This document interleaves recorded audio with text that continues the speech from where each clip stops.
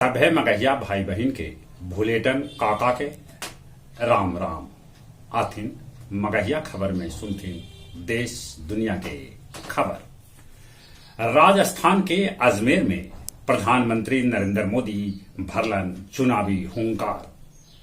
सचिन पायलट कहलका कि भ्रष्टाचार के मुद्दा पर कोई समझौता न कल जाए।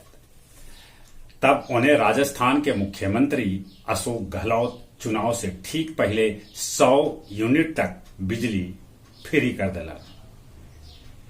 केंद्रीय कैबिनेट के फैसला भारत में बनत सबला बढ़कर अन्न भंडार।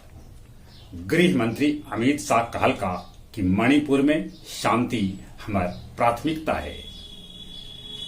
पहलवान सभे से खेल मंत्री अनुराग ठाकुर अपील कैलका है कि कोई ऐसन काम पहलवान सब न उठाथिन कि खेल भावना के ठेस पहुंचे। कश्मीर घाटी में SIA 9 ठिकाना पर कैलक है छापेमारी।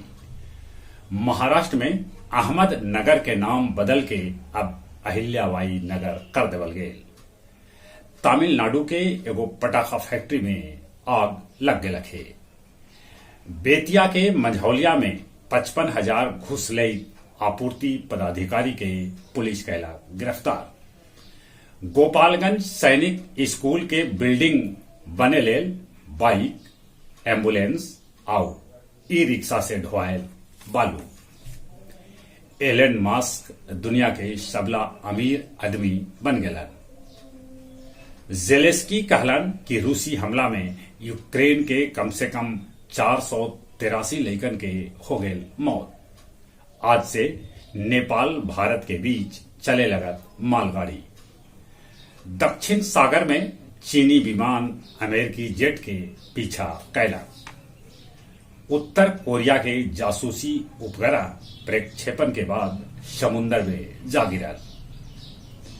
निर्जला एकादशी पर विष्णुपद मंदिर में उमड़ल भारी भीड़। महारानी अहिल्याबाई होलकर के सिजवार भवन में मनावल गेल धूमधाम से जयंती। गया जंक्शन पर दुरंतो एक्सप्रेस के ठहराव शुरू हो गए। डोभी प्रखंड के करमौनी में भाजपा नेता संतोष कुमार गुप्ता के घर पर रात के अंधेरा में कैल गए बम से हमला। और अब कुछ खेल के समाचार। जूनियर एशिया कप में भारत कोरिया के 9-1 से हरा के फाइनल में जगह बना लेला। फ्रेंच ओपन के चौथा दिन दूगो पूर्व चैंपियन हो गलन प्रतियोगिता से बाहरे। थाईलैंड ओपन में सिंधु के जहां हार घटायल वहीं किरण मैच जीतलन। टीम इंडिया ऑस्ट्रेलिया के साथे फाइनल खेले ले तैयार है। जहां तक मौसम के सवाल है, मौसम विभाग सूचना दिलका है कि बिहार के 8 जिला में लू चलत, सावधानी बरते की जरूरत है। चलिए एक बार फिर से अपने सभी के बुलेटिन काका के राम राम।